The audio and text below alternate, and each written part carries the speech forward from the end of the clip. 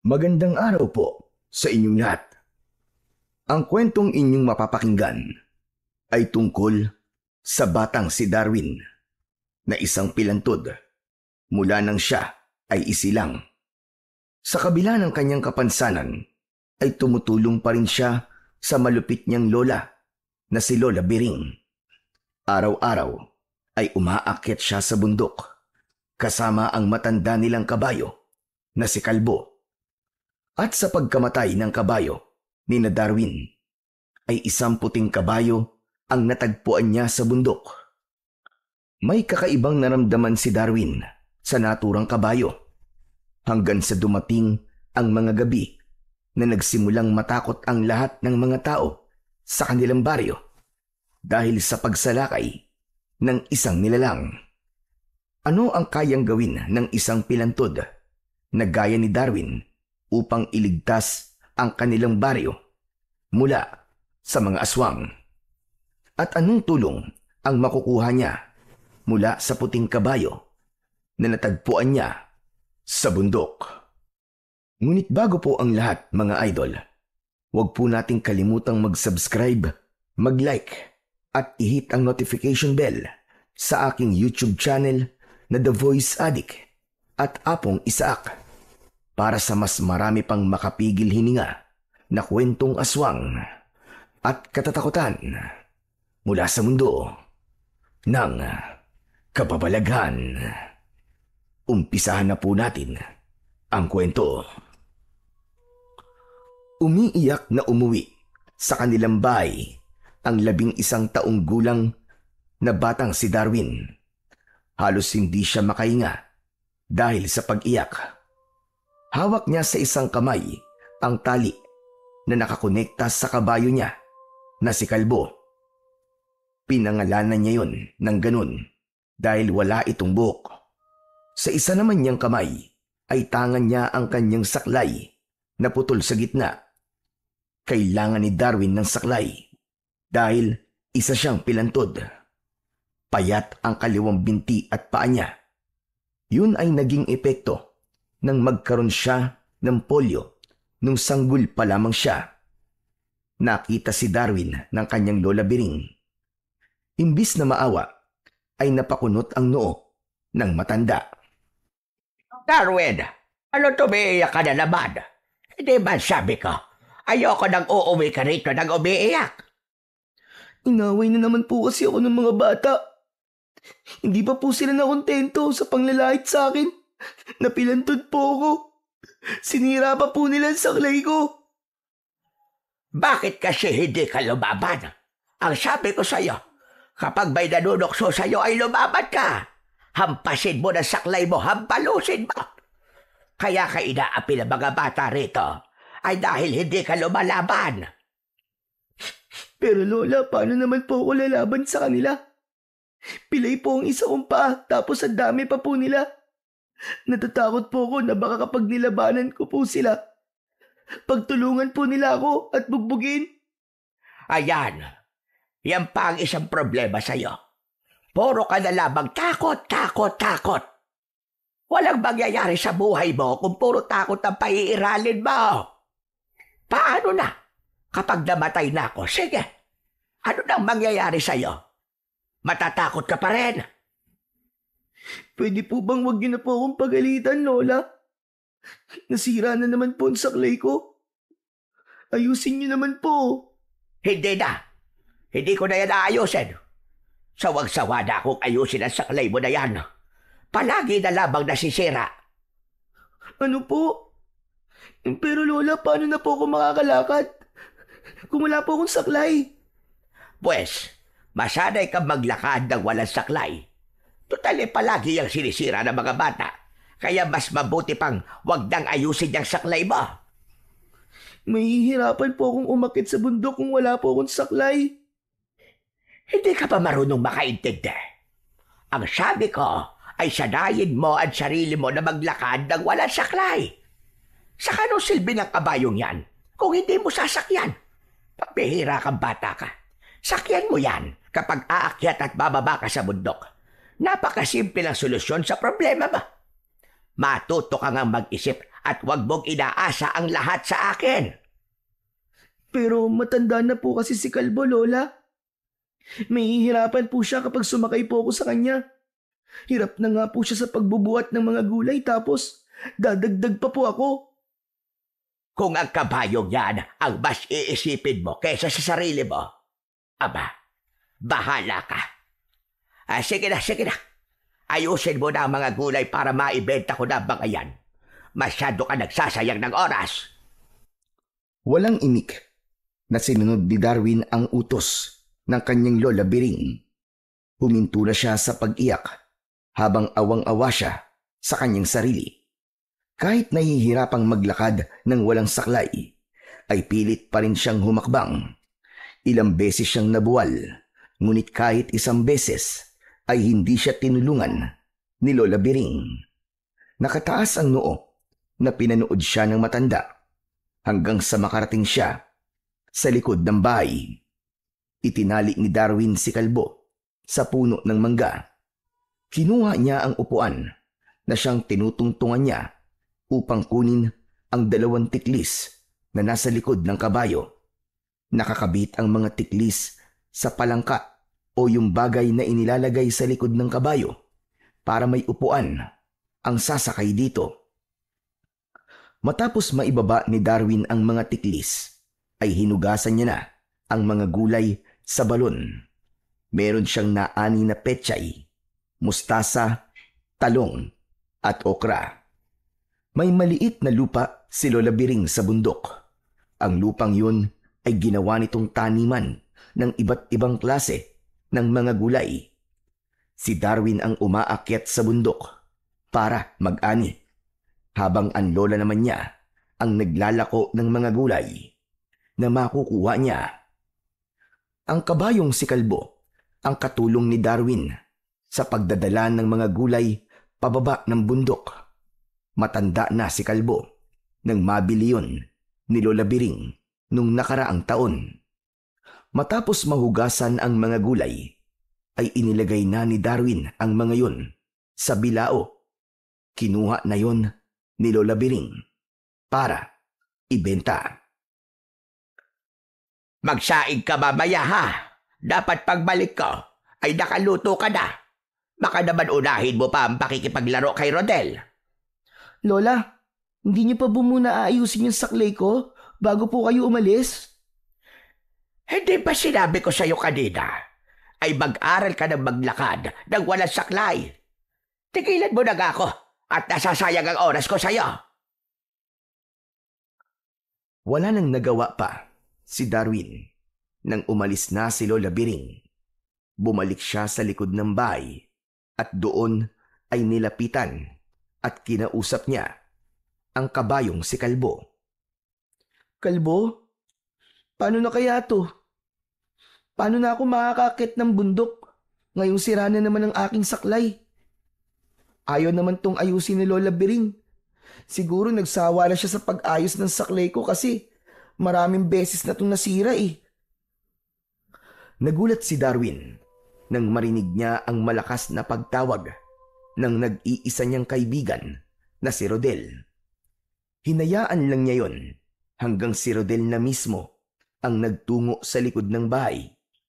Pagkakita nito kay Darwin, ay napanganga ito sa labis na gulat. Aba, Darwin, anong himala to? Wala ka yata saklay ngayon. Nakakalakad ka na ba? Sana nga ay nakakalakad na ako, Rodel. Kaya wala akong saklay kasi sinira na naman ni Waldo tsaka ng mga kaibigan niya. Na naman? Ano ba napapala nila sa pagsira ng saklay mo? At palagi nilang ginagawa yun. Pambihira naman sila, oo. Hindi ko rin alam sa kanila eh. Parang natutuwa kasi sila kapag nakikita nila akong nahihirapang maglakad eh. O ano? Gusto mo ba resbakan natin si Waldo? Alam mo, matagal na akong pikon sa pagmumukha nun eh. Ako ang susuntok. Tapos, ikaw naman nasisipa. Kita mo? Pati ikaw, tinutokso mo rin ako. Ako pa talaga ang sisipa ah. Pilantod nga ako eh. Biro lang. Pinapatawa lang naman kita eh. Pero, ipaayos mo na lang sa lola mo saklay mo. Hindi ba ganun naman ang ginagawa niya kapag nasisira yun? Wala na. Ayaw na ni Lola na ayusin yung saklay ko. Nagsawa na siguro siya. Ang sabi niya, sanayin ko na lang daw ang sarili ko na maglakad ng walang saklay. Alam mo, minsan may pagkasadista din yung Lola Biring mo. Paano na tayo makakapaglaro niyan? Ngayong wala ka na saklay. Ewan ko. Baka nga tama si Lola. Dapat sanayin ko na ang sarili ko na maglakad ng walang saklay. Pambihira ka, napakadali mo naman sumuko.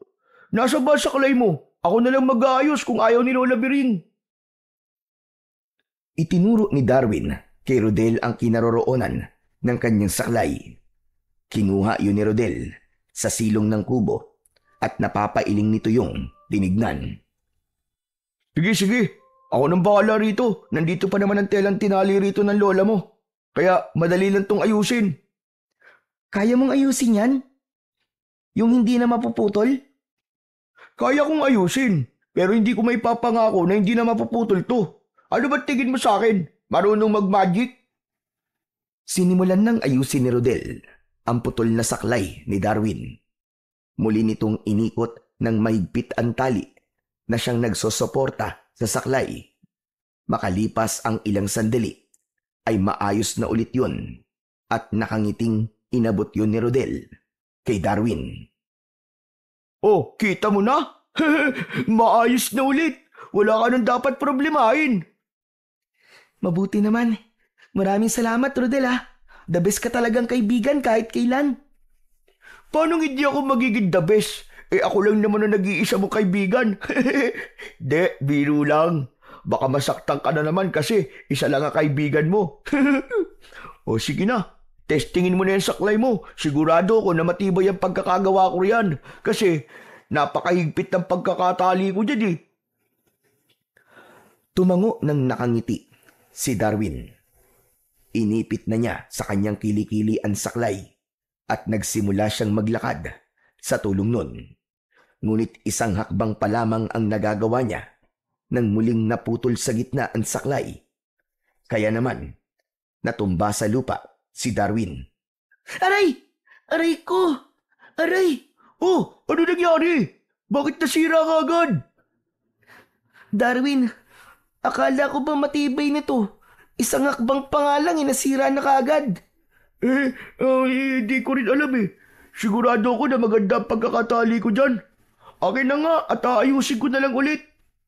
Hindi, wag na Rodel. Salamat na lang. Si Lola lang talaga ang may kayang ayusin tong saklay na to. Siguro nga tama si Lola Biring. Kailangan ko na masanay na maglakad ng walang saklay. Baka nga hindi pwedeng habang buhay ako nakadepende sa saklay. Kasi baka ako rin ang mahirapan kapag nagtagal. Naku, mukhang mahihirapan ka eh. Ang tagal mo nang gumagamit ng saklay, di ba? Wala na akong magagawa, Rodel. Kailangan ko masanay na simula sa araw na to ay hindi na ako gagamit ng saklay kahit kailan. Paano ang pag-akyat at pagbaba mo sa bundok? Baka kapag wala kang gamit na saklay, magpagulog-gulong ka na lang dun pababa. Teka, alam ko na. Sakyan mo na lang si Kalbo. Yan din ang sinabi sa akin ni Lola kanini. Pero ayokong gawin yun. Kawawa naman si Kalbo. Masyado na siyang matanda at baka hindi na rin niya kayanin kung dadagdag pa ako sa bigat na kailangan niyang dalhin sa tuwing aakyat at bababa kami sa bundok. Talagang iniisip mo pa si Kalbo kaysa sa sarili mo ha. Pero kung yan ang gusto mo, wala akong magagawa. Bahala ka. Alam ko naman na hindi kita mapipilit sa hindi mo gustong gawin eh. Ay, oo nga pala. Kanina pa tayo nag-uusap dito. Nakalimutan ko na tuloy na yayayain kita na manguha ng bayabas sa bakuran namin. Ang dami ng hinog na bunga. Sigurado matutuwa ka. Sige na Rodel, ikaw na lang muna ang manguha ng bayabas. Hindi kasi ako pwedeng umalis ngayon kasi wala pa si Lola Biring. May mga inutos kasi siya sa akin na kailangan kong matapos bago siya makauwi. Ay, ganun ba? Okay, sige. Ikaw ang bahala. O kaya galito na lang. Baka dala na lang kita rito ng mga makukuha kong bayabas. Okay ba yun sa'yo? Sige, ikaw ang bahala. Matapos yung sabihin ni Rodel, ay umalis na ito. Habang pinagmamasdan ni Darwin ang kaibigan niyang si Rodel na naglalakad palayo, ay hindi niya naiwasan ang makaramdam ng inggit. Siguro, kung hindi lang ako pilantod at nakakalakad ako ng normal gaya ni Rodel, ay hindi ako tutuksoy ng mga bata dito sa baryo namin. Siguradong nakakapaglaro din ako kasama nila. Bakit pa kasi ako naging pilantod eh? Isang malalim na paghinga ang pinakawalan ni Darwin. Sandali siyang nangarap na sana ay biglang magkaroon ng isang himala na siyang magiging daan upang maging normal na ang kanyang paglalakad. Simula nang muling nasira ang saklay ni Darwin, ay pinilit niya nang maglakad nang wala yon. Halos gumapang na siya kapag matarik na ang dinadaanan niya paakyat sa bundok. Nanginginig ang tuhod niya at pawis na pawis ang buo niyang katawan. Pinili pa rin ni Darwin na huwag sumakay kay kalbo dahil alam niyang matanda na ito at mahihirapan lang ito kung dadagdag pa siya sa bigat ng mga gulay na kailangan nilang ibaba mula sa bundok. Sa kabila ng hirap niya, walang malasakit na ipinakita si Lola Biring. Tila ba wala itong pakialam kahit nahihirapan si Darwin sa paglalakad. Kaya sa bawat araw na lumilipas ay mas lalong nararamdaman ni Darwin na mag-isa siyang lumalaban sa bigat ng kanyang kapansanan. Isang araw, kumalat sa buong baryo na may isang aswang ang umaatake roon tuwing sasapit ang dilim. Ayon sa narinig ni Darwin, ay inatake ng aswang ang isang buntis na nakatira sa dulong bahagi ng baryo. Mabuti na lang daw at nakasigaw ito, kaya nagawa itong tulungan ng ibang tao. Ang ganung kwento ay bago kay Darwin. Simula nang magkaisip siya, ay yun ang unang beses na nakarinig siya ng kwento tungkol sa isang aswang. Nang dahil sa madalas na usapan yun sa kanilang lugar, ay unti-unti nang naniwala si Darwin na totoo ang aswang. Kaya naman, habang naghahapunan, ay hindi napigilan ni Darwin na sabihin kay Lola Biring ang bagay na nagbibigay ng takot sa kanya. Lola, alam niyo na po ba na marami ng tao rito sa atin ang bumibili po ng asin? Talagang kilo-kilo po kung bumili sila. Nagkakaubusan na nga po sa palengke. At bakit naman nila ginagawa yun, Aber? Lahat ba sila ay gumagawa na ng daing o itlog na maalat? Hindi po. Pangontra daw po kasi sa aswang ang asin. Takot daw puro ng mga aswang. Eh Lola, tayo po. Hindi po ba tayo bibili ng maraming asin? Ang sabi po ng iba, dapat daw po magsaboy ng asin sa paligid ng bahay. O kaya naman po ay maglagay po sa mga gilid ng mga bintana at pinto para daw po hindi makapasok ang aswang. Kalokohan yan. Nagpapaniwala ka sa mga ganyang kwentong barbero. Hindi totoo ang aswang-aswang na yan. Sa tagal ko nang nakatira sa lugar na ito, kahit dulo na kuko na sinasabi nilang aswang, ay hindi pa ako nakakakita. Pero marami na po nagsasabi na totoo po yung aswang, Lola. Hindi po ba si Ate Cora na buntis ang una pong inatake? Kung hindi po siya natulungan ng mga kapitbahay niya, malamang po, patay na po siya ngayon. Saka yung baby po na dinadala niya. Ha? Magtigil ka ka. Saka ka paniwala sa aswang na yan. Malamang gawa-gawa lang yan ng kung sino walang magawa sa buhay para magkalat ng takot sa baryong to.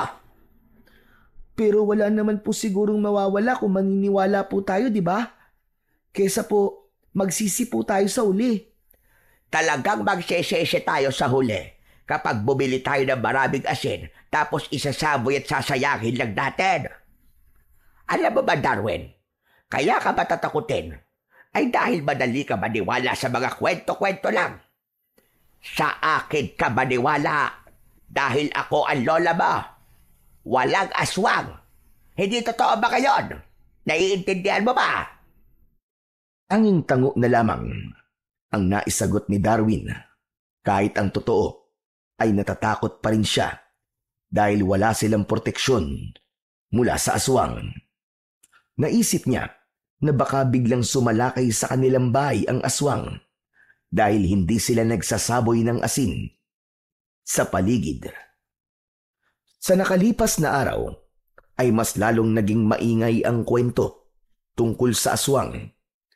Nadagdagan ang mga taong nagsasabi na nakita nila ang aswang habang ang iba naman ay muntik na raw atakihin at patayin ng naturang nilalang.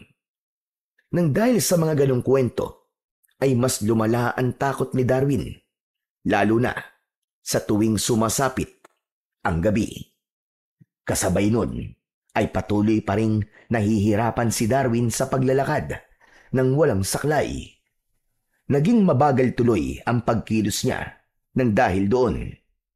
Madalas din siyang matumba, lalo na sa tuwing umaakyat siya sa bundok. Isang umaga, nakarating na si Darwin sa kanilang bahay kasama ang kabayong si Kalbo. Galit na lumabas si Lola Biring mula sa kanilang kubo. Natakot si Darwin dahil may dala itong pamalong kawayan. Ano't ngayon ka lang dumating, ha? Hindi mo ba alam kung anong oras na? Malapit na mag-alas 12 ng tanghali. Sa tingin mo ba ay may bibili pa na mga gulay sa akin na ganitong oras?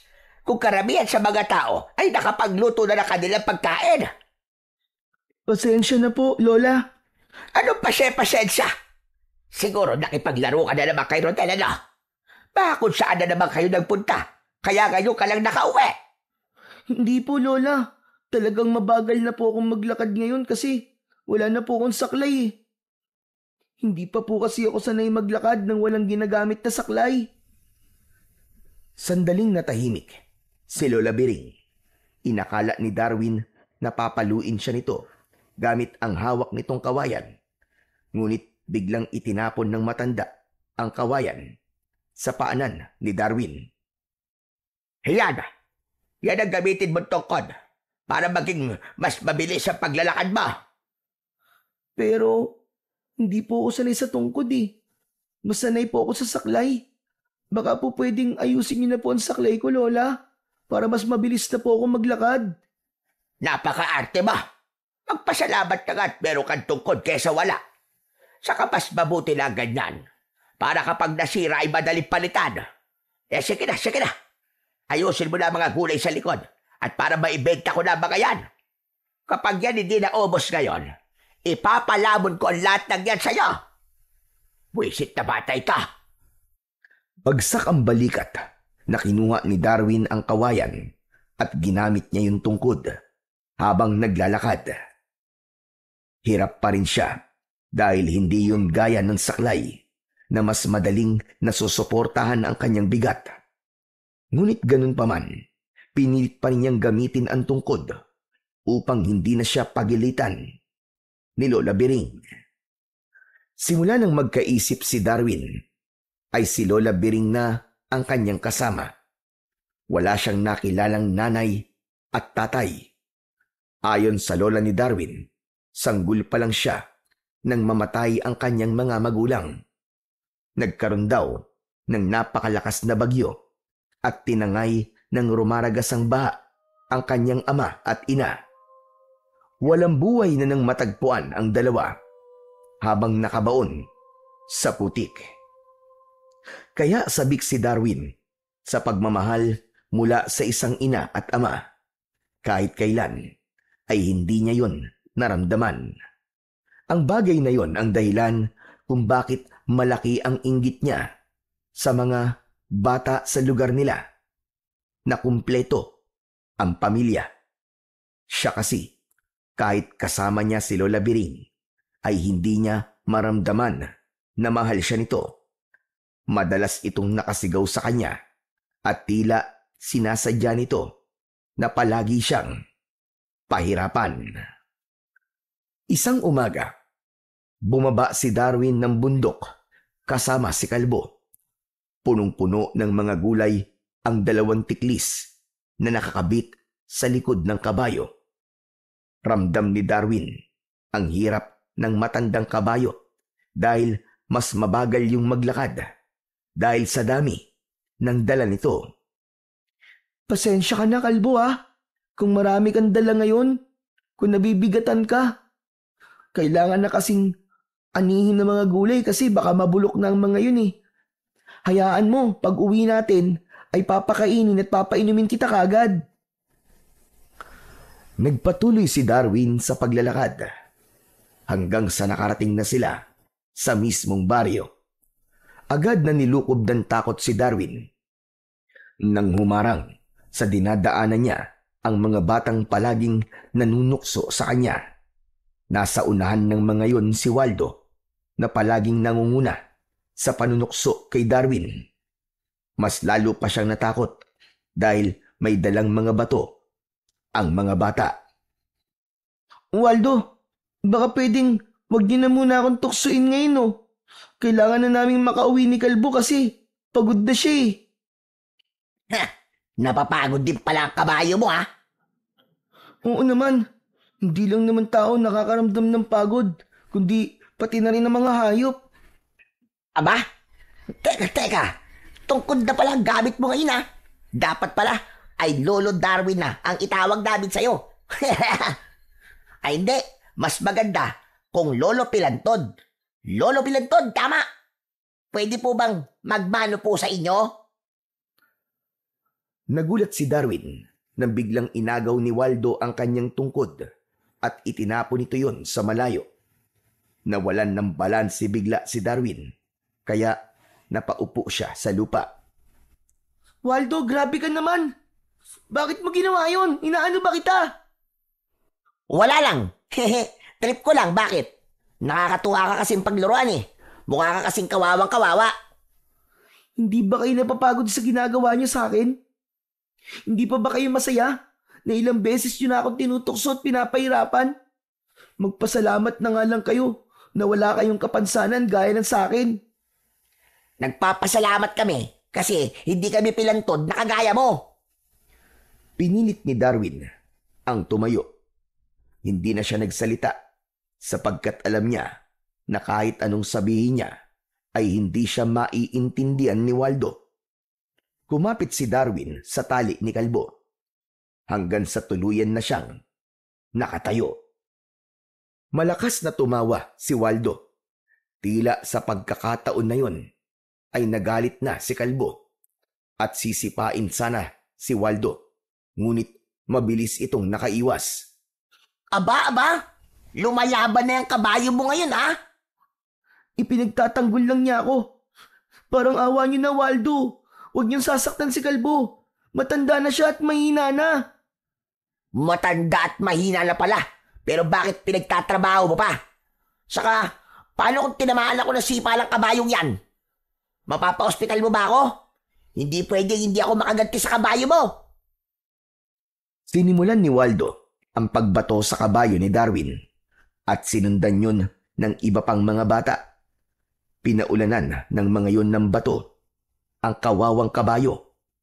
Hindi makapaniwala si Darwin sa nangyayari. Si Kalbo ay nakatayo lang at tila tinatanggap lamang ang mga batong tumatama sa iba't ibang parte ng katawan nito. Iniharang ni Darwin ang sarili upang protektahan ang kanyang kabayo. Tama na! Tumigil na kayo, tama na! Nasasaktan na si Kalbo! Dapat lang yan sa kabayo mo, Lolo Pilantod! Tumigil na kayo! Parang awa niyo na, ano ba? Tama na! Maawa na kayo!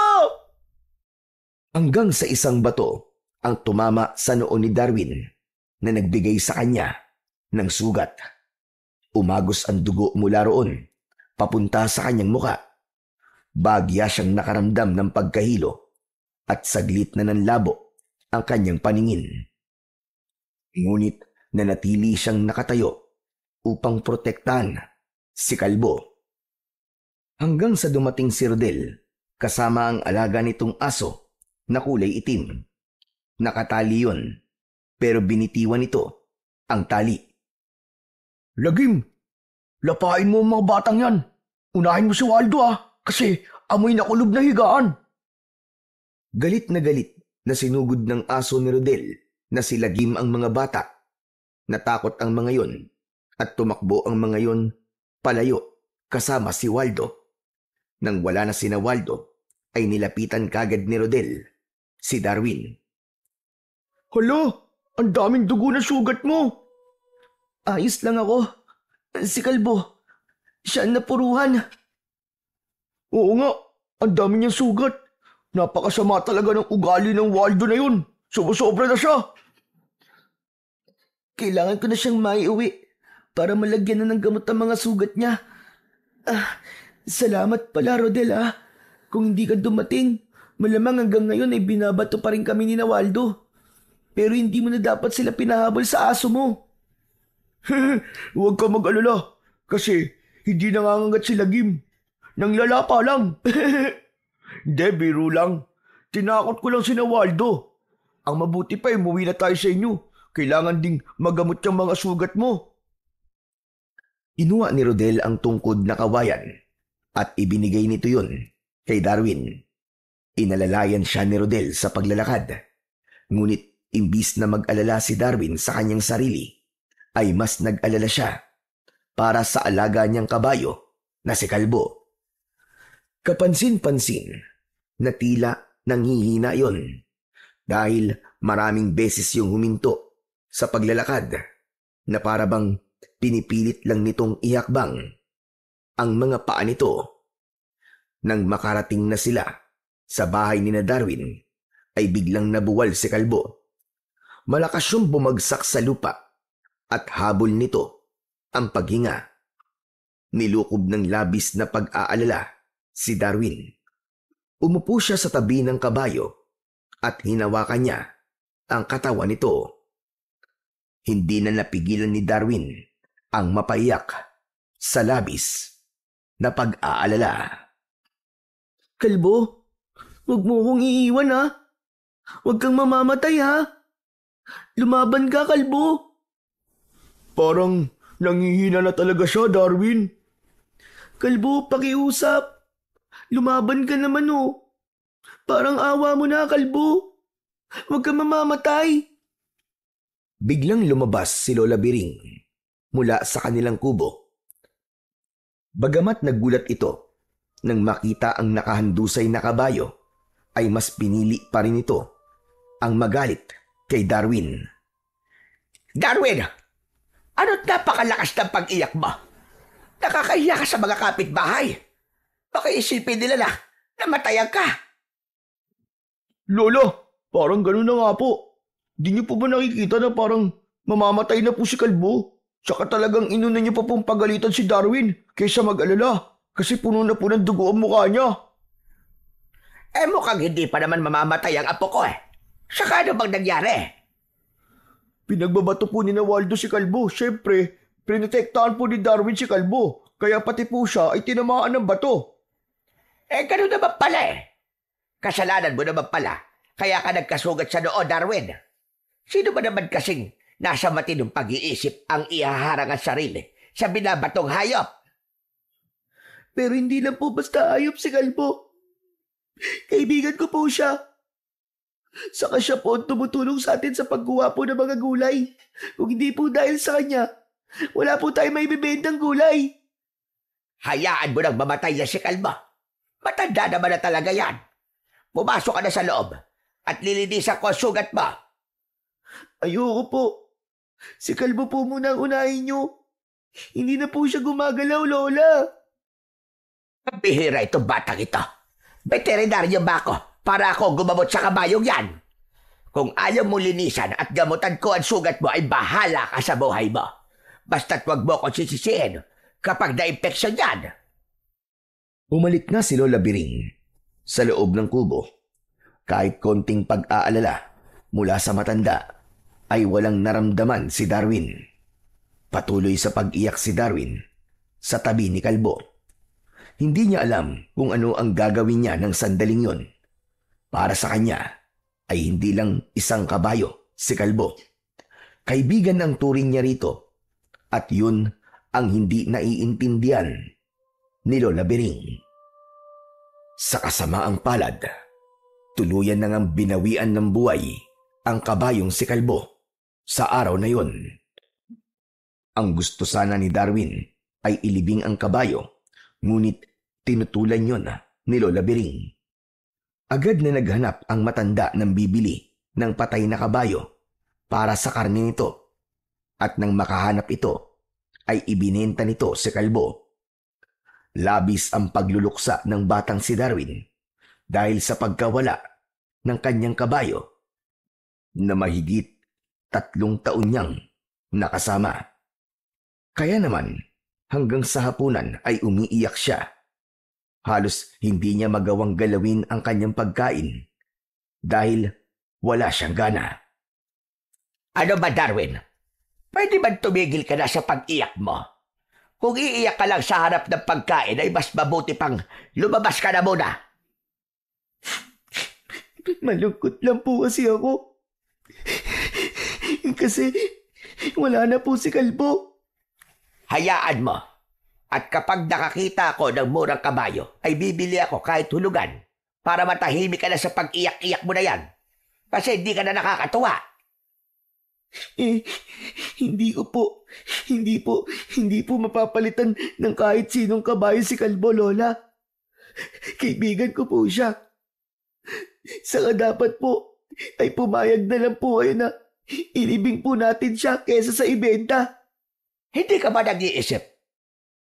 Kung hindi ko binenta si Kalbo, ay di sana adobong baboy ang ulam natin ngayon. Maging practical ka nga at huwag palaging imisyon na pinapairal mo. Oo nga pala, habang hindi pa ako nakakahanap ng bagong kabayo, ay buhatin mo na lang muna ang mga gulay. Magtiis ka muna at pansamantala lang naman yan. Pero masyado pong mabigat ng tiklis kapag puno po yun ng mga gulay. Baka hindi ko po yung kayanin. Bakit? Gusto mo bang ako pang umakyat ng bundok? Nakita mo na matanda na ako at mahina na ako. Ako pa nagtitinda ng mga gulay. Hindi pwedeng ako lang ang lahat ng kikilos dito. Aba, hindi tayo mabubuhay pag nagkataon. Sige po. Kakayanin ko na lang po. Kahit mahirap. Ayan, ganyan na. Ganyan ka dapat mag-isip. Kahit mahirap, kailangan mo kayanin. Sige na, kumain ka na. At ayoko nang makikitang umiiyak ka. Pinilit ni Darwin na kumain. Kahit wala siyang gana, pinigilan niya ang pagpatak ng kanyang mga luha upang hindi na siya pagalitan ni Lola Biring. Sa mga sumunod na araw, ay nilabanan ni Darwin ang lungkot sa pagkawala ni Kalbo. Alam niya na hindi siya maaaring magpatalo sa lungkot dahil siya rin ang mahihirapan at maaapektuhan. Simulan nang wala na silang kabayo, ay nahirapan na siya ng gusto sa pagbababa ng mga gulay mula sa bundok.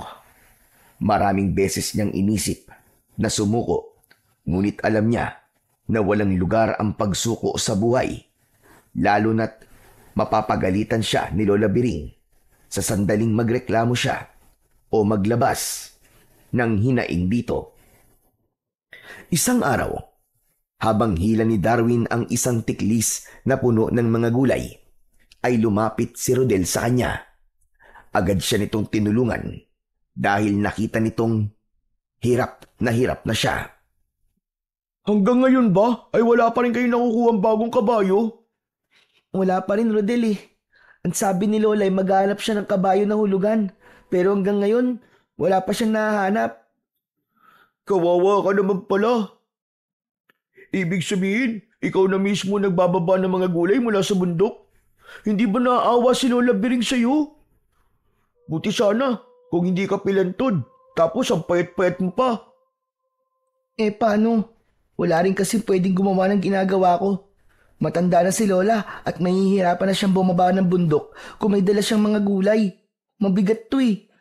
Ayos na rin to, para hindi na mahirapan si Lola. Kung may malaki lang sana akong maitutulong sa'yo. Kung may pera lang sana ako, binilhan na kita ng kabayo eh. Yung medyo bata pa, para malakas. Ano ka ba, Rodel? Malaki na kaya ang naitutulong mo sa akin? Lalo na nung ipinagtanggol mo kami ni Kalbo kina Waldo. Ay, naalala ko tuloy bigla si Kalbo dahil nabanggit ko ang pangalan niya. Kaya kung nandito pa sana siya, hindi ako mahihirapan ng ganito. Sinabi mo pa, pero isipin mo na lang na mas mabuti na rin yung nangyari na yun kay Kalbo para makapagpahinga na siya. Hindi ba ikaw na mismo nagsabi sa akin dati na matanda na at mahina na si Kalbo? Ang totoo, yan talaga ang iniisip ko ngayon, Rodel. Iniisip ko na kung nasan man siya ngayon ay hindi na siya nagbubuhat ng tiklis na puno ng mga gulay. Hindi na siya mahihirapan. Tumatakbo na lang siya kasama ang mga kabayong kagaya niya. Malaya na siya. Oo nga pala, maiba ko. Grabe na pala talaga ang mga kaganapan dito sa baryo natin, no? Dahil ba sa aswang? Oo, dahil nga sa aswang. Bakit? Ano naman bagong kwento tungkol sa aswang? Kilala mo naman siguro si Mandidong, di ba? Oo, yung nagtitinda ng balot at penoy. Bakit? Ano nangyari sa kanya? Alam mo bang nasa ospital siya ngayon kasi natake siya ng aswang kagabi? Muntik na nga siyang mamatay sa dami ng mga sugat na nakuha niya sa pag-atake ng aswang eh. Mabuti na lang at nakasigaw daw si Mandidong at nakagapang siya papunta sa bahay na nagbukas para sa kanya. Sigurado raw ba na aswang talaga may gawa nun kay Mang Didong? Oo naman. Sino pa ba ang gagawa ng ganong karumal-dumal na bagay, di ba? Kundi aswang lang. Bakit parang sa tanong mo hindi ka naniniwala sa aswang? Sabi kasi ni Lola, wag daw ako maniniwala sa aswang kasi hindi naman daw yun totoo. Anong hindi totoo? Sa dami ng nakakita sa aswang at may ilan na ring nabiktima, hindi pa rin siya naniniwala. Pambihira naman yan, Lola mo. Ewan ko ba? Saka na lang siguro ako maniniwala kapag nakita ko na mismo yung aswang na yun. Naku, Darwin, wag mo nang pangarapin na makita mo yung aswang. Kasi malamang kapag nakita mo yun, ay papatayin at kakainin ka niya. Buti sana kung mabilis kang makatakbo. Alam mo naman, kapag hinabol ka ng aswang, ay madali ka niyang maaabutan. Ayoko na lang sabihin kung bakit. Oo na, alam ko na yun. Kasi pilantod ako. Hindi mo na kailangan sabihin sa akin. Ayoko nga sabihin kasi nga baka isipin mo na tinutukso kita. Hindi naman. Ayos lang naman, Rodel, kapag ikaw ang nagsasabi na pilantod ako. Alam ko naman na hindi panunukso ang intensyon mo kapag sinasabi mong pilantod o pilay ako. Mabuti naman. Hindi naman talaga kita tutuksuin kasi masyado na akong masama kung dadagdag pa ba ako kina Waldo, di ba? Oh, nandito na pala tayo sa bahay namin eh. Maraming salamat sa pagtulong sa akin, Rodel ha. Sus, ayos lang yun. Basta kapag nakita ulit kita, tutulungan kita. O sige, uuwi na ako at baka hinahanap na ako ng nanay ko eh. Bye, Darwin! Sige, Rodel. Ingat ka. Nang umalis na si Rodel, ay napangiti si Darwin. Masasabi niya na mapalad pa rin siya dahil may kaibigan siyang kagaya ni Rodel. Hindi man siya nakakatanggap ng pagmamahal na dapat niyang matanggap mula kay Lola Biring, ay nakakaramdam naman siya ng labis na pagmamalasakit mula sa nag-iisa niyang kaibigan. Nang mga sumunod na araw, ay patuloy na nahirapan si Darwin, lalo na sa tuwing bumababa siya ng bundok dahil sa may dala na siyang tiklis na puno ng mga gulay. Dumagdag pa sa pagpapahirap na yun ang madalas na panunukso ni Waldo sa kanya. Kaya naman, mas lalo niyang pinatatag ang kanyang pagtitimpi at pagiging bingi sa mga panunuksong naririnig niya. Mas lalo ding tumindi ang takot ng mga tao sa kanilang baryo dahil sa isang bangkay ng babae ang natagpuan sa masukal na bahagi ng baryo. Wakwak ang tiyan ng babae at puno yun ng mga kagat at kalmot sa iba't ibang parte ng katawan. Ang unang pumasok sa isip ng mga tao ay aswang ang pumaslang sa naturang babae. Isang umaga, habang pinanonood ni Darwin si Lola Biring na inaayos ang mga gulay na ilalako nito, ay ipinahayag niya ang kanyang nararamdaman na takot. Lola, may natagpuan po palang bangkay ng babae dito sa atin. Grabe daw po yung pagkakapatay dun sa babae. Wakwak daw po yung tiyan. Sabi po ng mga tao, aswang daw pong may kagagawan nun. Hindi po kaya totoong may aswang na po dito sa atin, Lola? Baka po kailangan na po nating maniwala at gayahin na po natin ang ginagawa ng mga tao na nagsasaboy po ng asin sa paligid po ng bahay nila. Ayak ka na naman sa aswang-aswang na yan. Malamang, adik lang ang may gawa noon at hindi isang aswang. Palibasa, hindi nila nahuli yung totoong pumatay doon sa babae. Kaya sa aswang nila, isinisisi ang lahat. Lola, baka lang po kasi totoo po yung aswang eh. Gaya po kasi ng sinabi ko dati, mas maganda po kung maging handa na po tayo kaysa po magsisi tayo sa huli. Tumigil ka nga. Tigilan ko na ako sa kakaaswang-aswang mo na yan. Natutulog na ang tega ko sa'yo. Pambihirang bata ito. Oo nga pala. Hindi na ako bibili ng kabayo. Po? Pero bakit po, Lola? Akala ko po ba'y naghahanap po kayo ng kapalit ni Kalbo? Naghanap naman ako. At may mga nakita ko nagbebenta ng kabayo. Pero ayaw nila lang hulugan. Ang gusto nila ay buo kong babayaran yung kabayo nila. Wala naman tayong malaking pera. Kaya naisip ko na wag na lamang bumili. Lola, paano po ako? Ang ibig niyo po bang sabihin ako na lang po talaga magbababa ng mga gulay mula po sa bundok? Ganun na nga. Kaya mo yan. Diba, ilang araw mo nang ginagawa at saka mukhang nasasanay ka na. Sa totoo lang po, hirap na po ako, Lola. Alam niyo naman po na pilay po ako eh. Buti po sana kung wala po akong kapansanan at magiging mas madali po sana ang lahat. Kilala to, bakit ba dami-dami mo palagi reklamo? Magpasalamat ka na nga lang. Kasi dahil sa ginagawa mo na yan, kahit mahirap ay may nakakain ka sa araw-araw. Hindi gaya ng ibang mga bata dyan na kumakalab ang mga sikmura. Hindi na nagawang makasagot ni Darwin sa huling sinabi ng kanyang lola Biring. Alam niya na kahit anong paliwanag pa ang kanyang gawin, ay hindi nito papakinggan. Labis siyang nalungkot nang mapagtanto niya na araw-araw na siyang mahihirapan sa pag-akyat at pagbaba niya sa bundok dahil wala nang balak bumili ng kabayo si Lola Biring.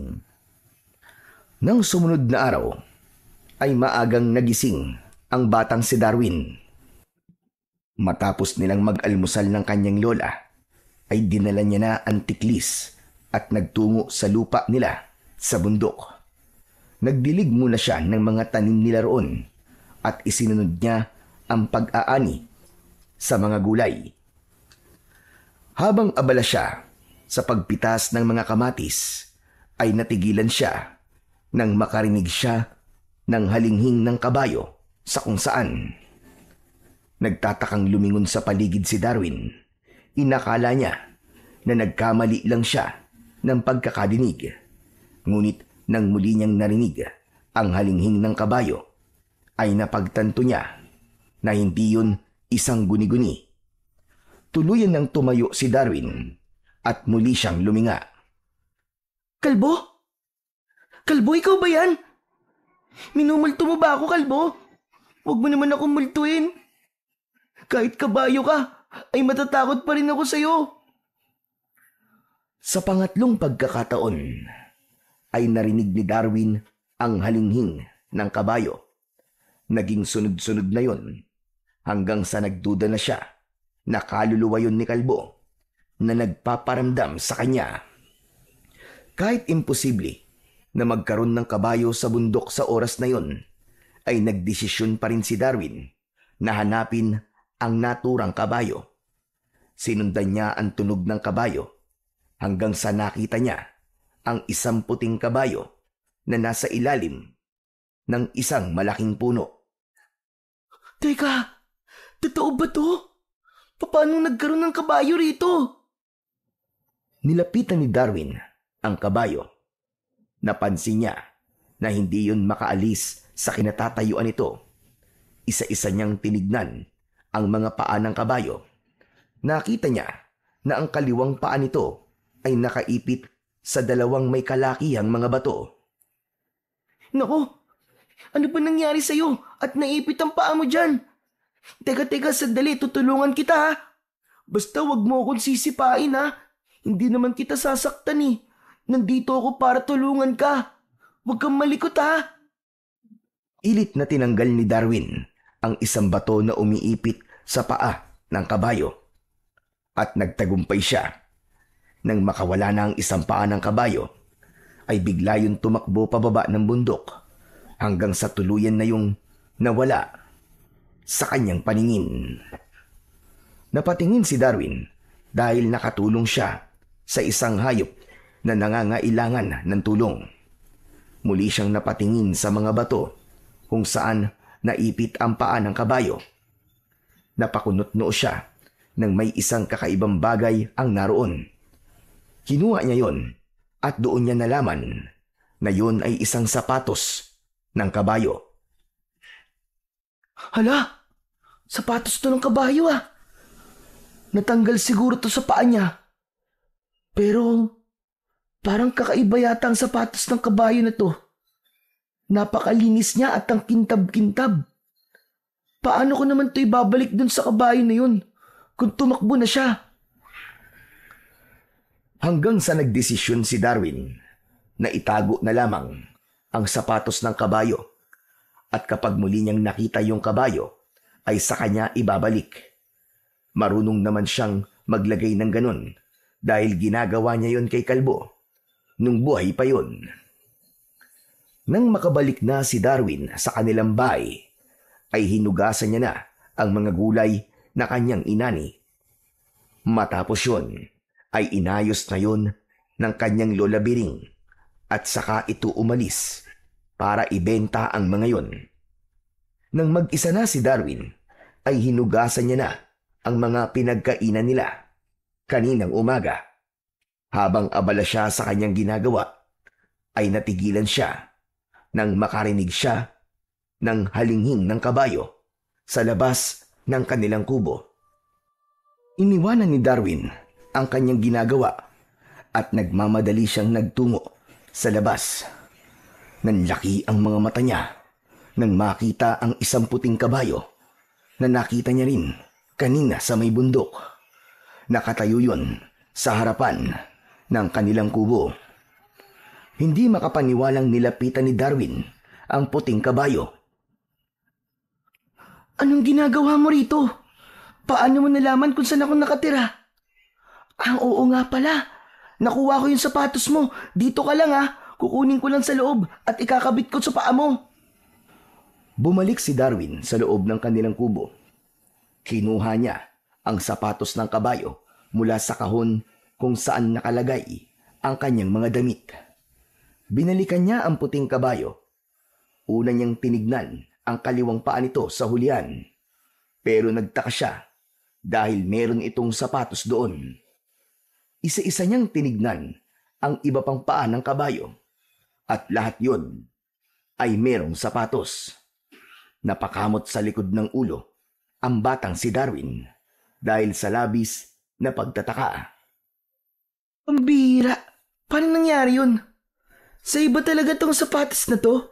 Bakit kumpleto ang sapatos sa mga paa mo? Kung hindi to sa'yo, kanino tong sapatos na to? Humalinghing ang kabayo na parabang may nais itong sabihin sa kanya. Tinignan ni Darwin ang kabayo sa mga mata at sa kanya hinaplos ang mukha nito. Oh, paano na yan? Hindi naman pala sa'yo ang sapatos na to. Ang mabuti pa, umalis ka na. Bumalik ka na doon sa amo mo. Paniguradong nag-aalala na sa'yo yun. Sa sandaling yon ay dumating si Rodel na may dalang isang plastik ng bayabas. Maging ito ay nagtaka nang makita ang puting kabayo. Oh, ano to? Akala ko ba hindi na kayo bibili ng kabayo? Ano yan? Hindi naman sa amin yan, Rodel eh. Nakita ko kanina yan sa bundok. Tinulungan ko siyang maalis yung isa niyang paa sa dalawang bato.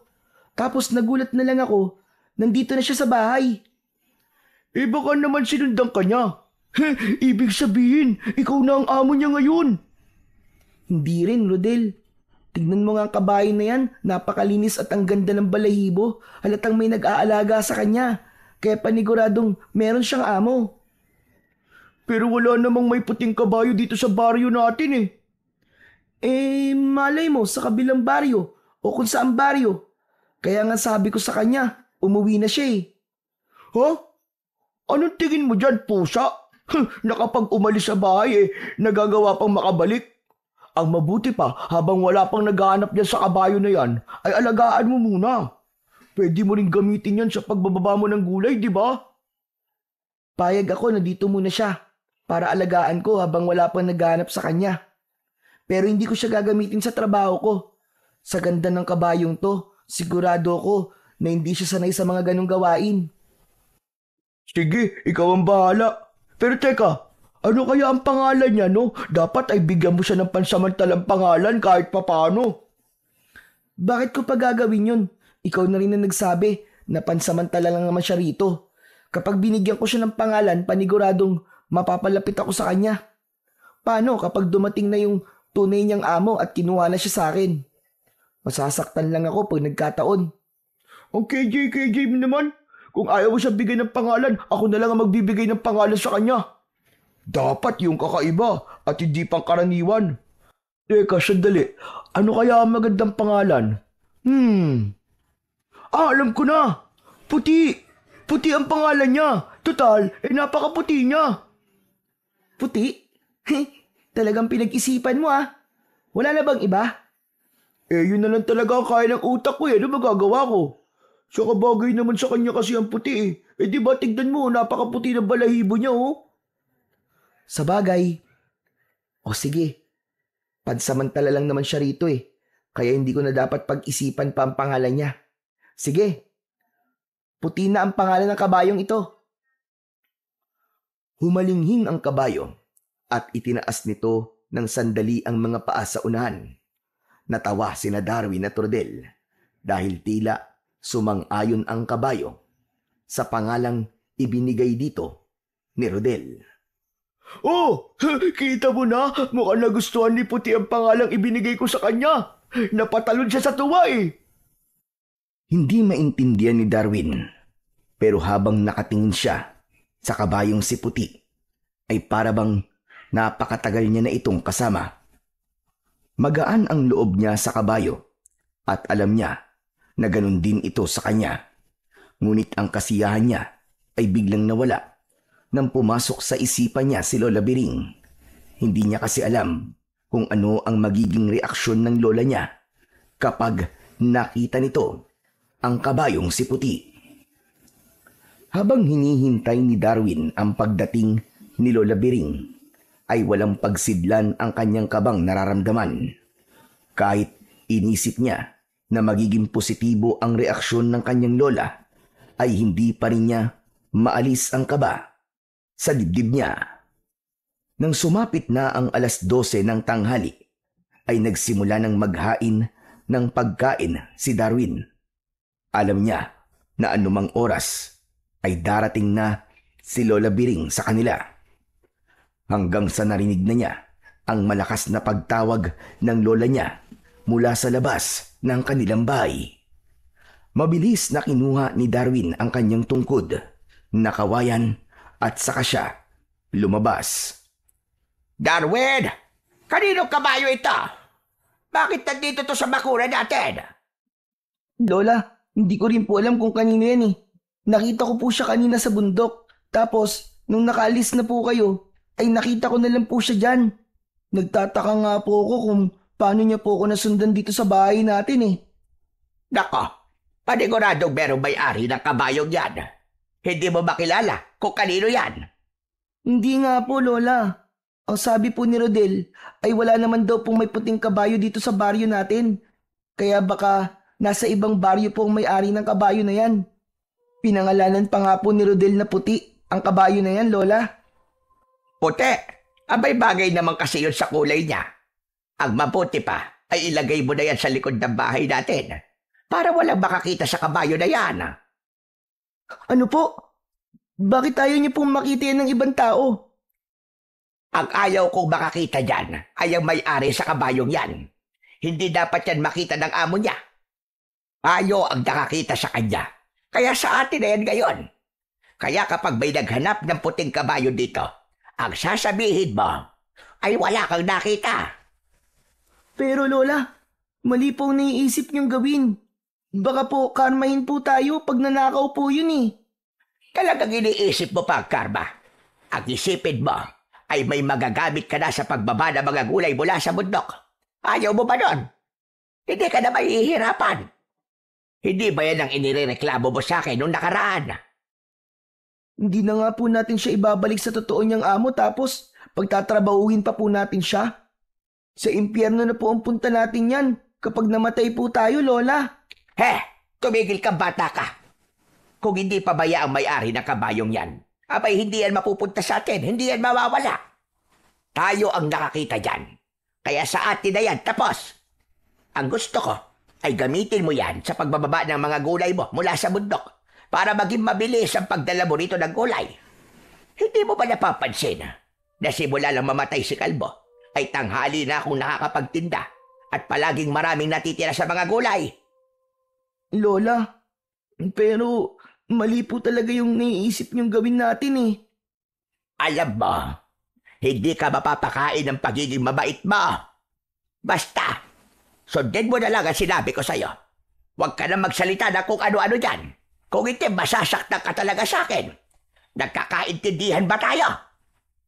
Pero Lola... Nagkakaintindihan ba tayo, Darwin?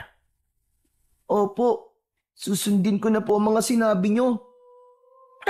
Mabuti naman kung ganon. Alay, sige na. Dalhin mo na yan sa likod ng bahay. Siguraduhin mo na may tatago mo yan na mabuti. Kundi malalagot ka talaga sa akin. Labag man sa kalooban ni Darwin, ay sinunod pa rin niya si Lola Biring. Kinuha niya ang tali noon ni Kalbo at itinali niya yun kay Puti.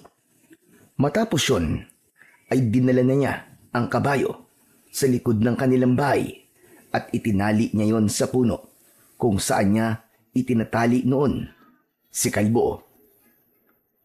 Matiim na tinignan ni Darwin si Puti at may awa siyang naramdaman para rito.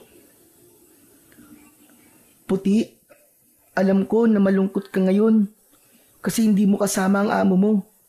Sorry din kasi hindi ko nagawang ipaglaban kay Lola ang tama. Ayoko kasi na magalit siya sa akin eh. Kaya dapat ay sundin ko kung anong sasabihin at iuutos niya sa akin. Pero Puti, huwag kang mag-alala kasi gagawa pa rin ako ng paraan para makabalik ka sa amo mo. Sa ngayon ay dito ka muna sa amin ha. Nangangako ko sa'yo na habang nandito ka ay aalagaan kita ng mabuti. Yun nga lang, kailangan mo akong tulungan sa trabahong ginagawa ko. Pero huwag ka mag-alala, aalalayan naman kita eh. Hindi ka mahihirapan. At sana, naiintindihan mo ako.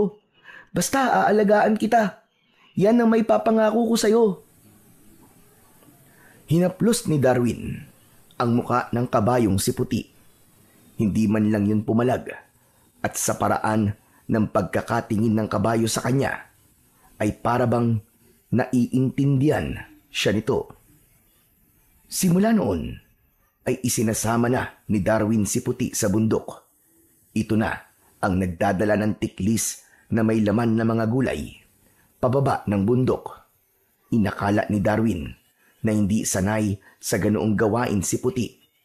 Kaya labis siyang nagulat na walang kahirap-hirap nitong nagawa ang pagbaba ng mga gulay mula sa bundok. Ipinakita sa kanya ni Puti ang lakas nito na parabang hindi man lang ito nakakaramdam ng pagod. Isang umaga, habang kasama ni Darwin na naglalakad sa baryo si Puti pauwi sa kanilang bahay mula sa bundok, ay humarang sa kanilang harapan si Waldo. Nakangisi iyon habang may dalang 2x2 na kahoy. Aba, mukhang nakakuha na kayo ng kapalit ng namatay mong kabayo ah. Hindi siya namatay, Waldo. Pinatay si Kalbo. Pinatay niyo siya. Kung hindi niyo pinagbababato si Kalbo, ay hindi siya manghihina. Buhay pa sana siya hanggang ngayon. Bakit sa akin mo'y sinisisi ang pagkamatay ng dati mong kabayong walang kwenta? Matanda naman na yun eh. Sa kamatayan na talaga ang punta nun. Hindi ka ba nakokonsensya na kahit matanda at mahina lang ang kabayo mo na yun, ay pinagtatrabaho mo pa rin? Wala akong gana na makipag-usap sa iyo ngayon. May mga kailangan pa akong gawin. Sandali! Bakit parang sinasagot-sagot mo na yata ako ngayon, ha? Matapang ka na ba? Ha? Papalad ka na ba? Ha? Matapang ka na? Hindi na nagsalita ang batang si Darwin. Naisip niya na mali na sinagot niya pa si Waldo dahil yun ang naging dahilan para mas lalo lamang itong magalit sa kanya. Maglalakad na sana siya pero bigla siyang itinulak ni Waldo ng malakas. Sa lakas ng pagtulak nito ay napaupo siya sa lupa. Ha! Humanda ka! Dahil uuwi ka sa inyo ng bugbog sarado. Nakikita mo tong dala kong 2x2, ha? Ito ang gagamitin ko sa'yo para lumpuhin pa yung isang paa mo para hindi ka na talaga makalakad kahit kailan. Waldo, parang awa mo na, wag mong gagawin yan. Wag! Maawa ka naman sa akin. Wala akong awa sa mga kagaya mo. At dapat mo lang itong maranasan para malaman mo ang nangyayari sa mga sumasagot at lumalaban sa akin. Nilukob ng labis na takot si Darwin ng sandaling yun. Sa galit na meron sa muka si Waldo ay alam niya na seryoso ito sa sinabi nito. Inihanda na niya ang kanyang sarili sa pananakit na gagawin ni Waldo sa kanya. Malalaki ang mga hakbang na lumapit si Waldo kay Darwin. Itinaas nito ang hawak na pamalo at nang akmang ihahampas na nito yun sa isang paa ni Darwin ay biglang nagwala si Puti. Laking gulat ni Darwin nang tumalikod si Puti kay Waldo. Sinipa ni Puti si Waldo gamit ang mga paa nito sa likuran. Tinamaan sa dibdib si Waldo at sa lakas ng sipa ni Puti ay halos lumipad palayo si Waldo. Nagpagulong-gulong pa yon sa lupa. Kinuha ni Darwin ang kanyang tungkod at pinilit niyang malapitan ng mabilis si Waldo na halatang nahihirapan sa pagtayo. Diyos ko po, Waldo, ayos ka lang ba? Halika, tutulungan kitang tumayo. Tumigil ka! Kasalanan mo to eh. Inutusan mo ang kabayo mo na sipain ako. Aray ko! Ha? Hindi ko siya inutusan, ha? Nakita mo naman na wala akong sinabi kay Puti para sipain ka niya. Ginawa niya yon nang walang nag-uutos sa kanya. Hindi! Ikaw ang nag-utos sa kabayo mong yan. Malamang ay sinenyasan mo siya. Paano ko naman gagawin yun? Wala pa ang 1 linggo na nasa amin si Puti. Sa tingin mo ba ay matuturuan ko kaagad siya na gawin niya yon sa pamamagitan ng senyas lang? Basta. Umanda kayo sa akin ang kabayo mo. Uunahin ko ang kabayo mo. Tapos, isusunod kita. Pinulot ni Waldo ang pamalo nito at pinilit nitong tumayo. Kahit nahihirapang maglakad si Waldo, ay lumapit pa rin ito kay Puti. Kinabahan si Darwin dahil bumalik sa alaala niya nung pinagbabato ni Waldo si Kalbo. Ang unang pumasok sa isip niya ay baka mamatay din si Puti nang dahil kay Waldo. Ngunit tila naramdaman ni Puti ang balak gawin ni Waldo, kaya mabilis itong tumakbo pasugod kay Waldo. Biglang natakot si Waldo at nagsisisigaw itong tumakbo palayo kay Puti. Puti! Puti, tama na! Tama na, Puti! Bumalik ka na rito! Tila naintindihan ng kabayo ang sinabing yun ni Darwin. Huminto kagad si Puti sa paghabol kay Waldo at bumalik yun sa tabi ni Darwin. Hindi siya makapaniwala habang nakatingin sa kabayo. Puti, hindi mo dapat ginawa yun. Paano kung napatay mo si Waldo? Baka makulong tayong dalawa pag nagkataon. Humalinghing ang kabayo na parabang tutol yun sa sinabi ni Darwin. Tila sinabi nito na dapat lang kay Waldo ang ginawa nito Hindi na rin nagtagal doon sila Darwin at hinilan niya na si Puti pauwi sa kanilang bahay. Nang dahil sa ginawa ni Puti kay Waldo, ay naisip ni Darwin na matalinong kabayo si Puti. Malakas ang pakiramdam niya na ginawa yun ni Puti dahil nais siya nitong ipagtanggol mula kay Waldo. Tila natakot naman si Waldo sa ginawa rito ni Puti dahil napansin ni Darwin na hindi na siya nito muling tinukso kahit pa nakikita siya nito. Kapag makakasalubong niya si Waldo ay ito na ang umiiwas, lalo na kapag kasama niya ang kanyang kabayo. Dahil wala pa rin naghahanap kay Puti, ay nanatili ito sa pangangalaga ng batang si Darwin. Nasanay na rin siya na kasama niya ang kabayo sa pag-akyat at pagbaba sa bundok. Isang gabi, habang mahimbing na natutulog sina Darwin at Lola Biring, ay nagising si Darwin nang marinig niya ang paulit-ulit na halinghing ni Puti sa labas ng kanilang bahay.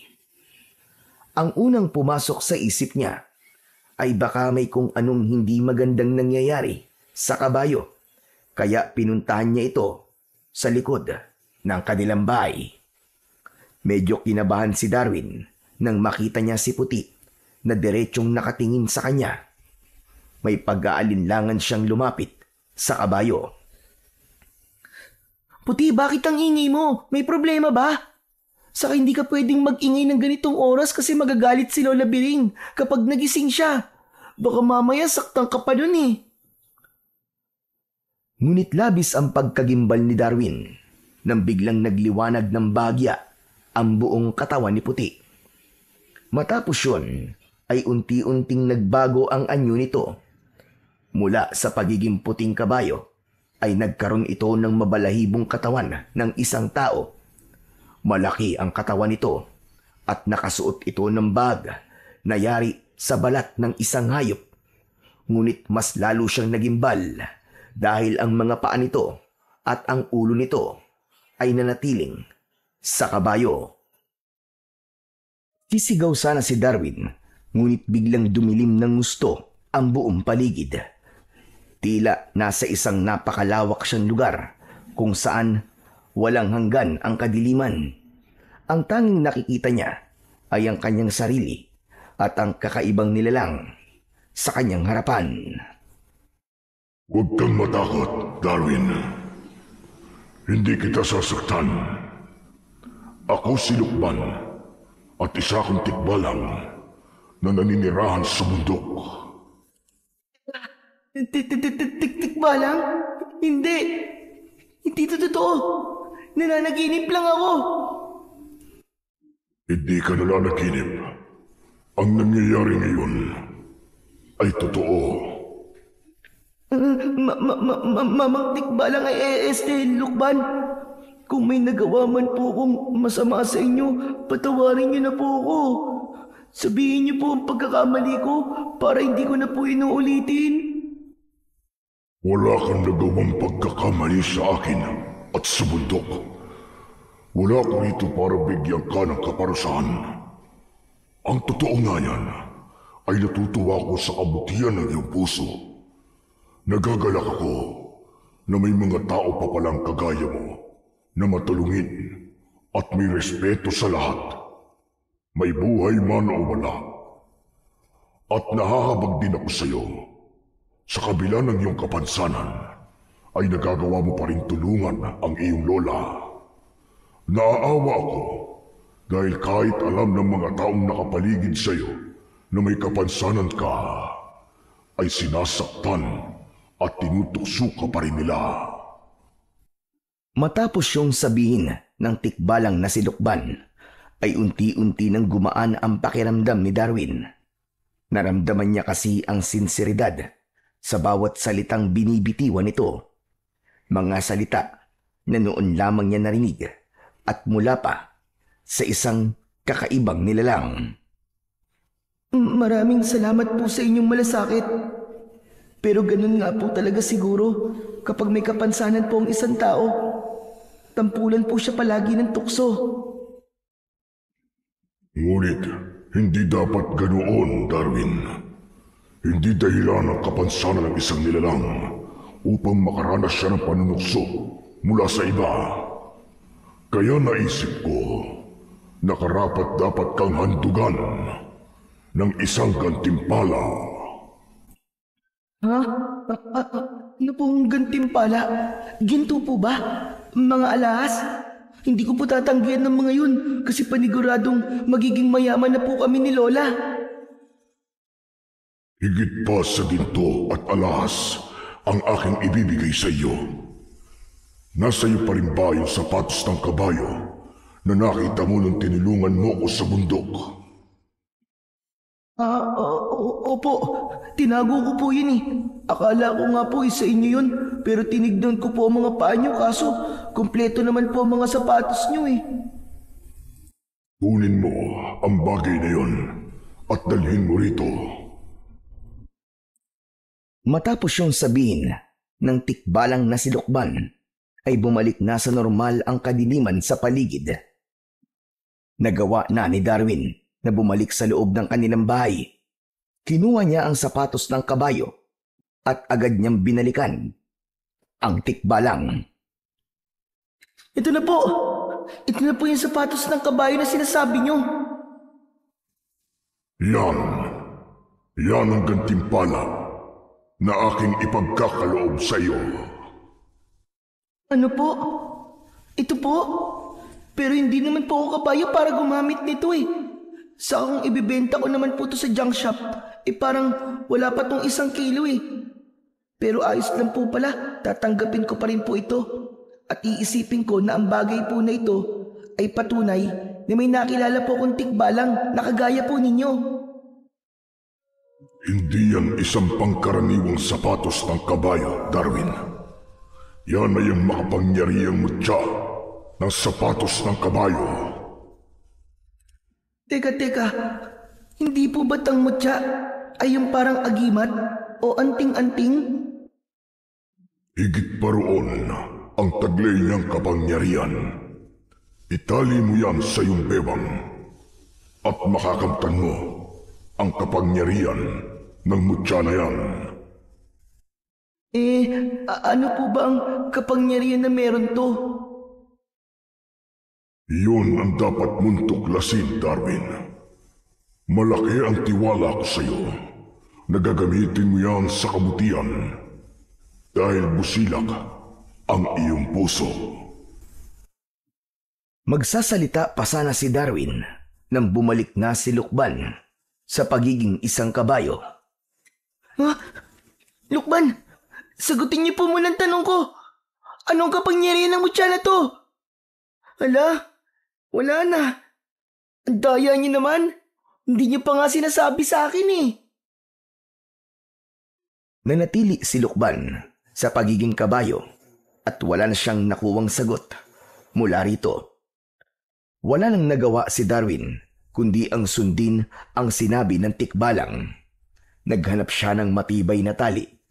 Nakahanap siya ng mahabang tali na gawa sa abaka at yun ang ginamit niya upang itali ang mutya ng sapatos ng kabayo sa kanyang bewang. Matapos yun ay bumalik siya sa pagkakahiga sa tabi ng lola niya na mahimbing pa ring natutulog. Nang pumikit na si Darwin ay hindi pa rin siya makapaniwala sa nangyari sa gabing yun. Pakiramdam niya ay isa lang panaginip ang lahat na may nakilala siyang tikbalang sa katauhan ni Puti na Lukban pala ang pangalan. Kinaumagahan, gaya ng nakasanayan, ay maagang gumising si Darwin. Sandaling nawala sa utak niya ang nangyari kagabi dahil ang una niyang naisip ay ang mga gawain na kailangan niyang gawin sa araw na yon. Wala na sa tabi niya si Lola Biring dahil palagi itong nauunang magising. Bumangon si Darwin. Naglakad siya patungo sa kusina at naabutan niya roon si Lola Biring na nagpriprito ng itlog. Naramdaman ng matanda ang presensya ni Darwin, kaya humarap ito. Magsasalita sana si Lola Biring, ngunit natigilan ito. Bumakas ang pagkagimbal sa muka ng matandang babae. Lola, bakit ganyan po ang itsura nyo? May problema po ba? Ang kaliwa mo paa. Ano nangyari sa paa mo? Po, bakit po ba? Yumuko si Darwin upang tignan ang kaliwa niyang paa. Maging siya ay nagimbal sa kanyang nakita. Normal na ang kanyang kaliwang binti at paa. Hindi na yun payat at doon lang niya napagtanto na nagawa niyang makapaglakad ng maayos. Naguguluhang lumapit si Lola Biring kay Darwin. Hinawakan at pinisil-pisil nito ang kanyang binti. Bihira. Isang himala. Paano nangyari ito? Sabihin mo ka, may ininom ka bang gamot o nagpatingin ka ba sa isang albularyo? Ano nangyari sa'yo? Bakit nagkaganyan ang binti mo? Wala po akong ininom na gumot, Lola Biring. Hindi rin po ako nagpagamot sa isang albularyo. Paggising ko po, ganyan na po yan eh. Ngayon ko nga lang po nakita. Sandaling natigilan si Darwin nang maalala niya ang tikbalang nasilukban at ang nakasabit sa bewang niya na mutya ng sapatos ng kabayo. Doon niya nalaman na kaya nakakalakad na siya ng normal ay dahil nasa kanya ang isang makapangyarihang mutya mula sa tikbalang.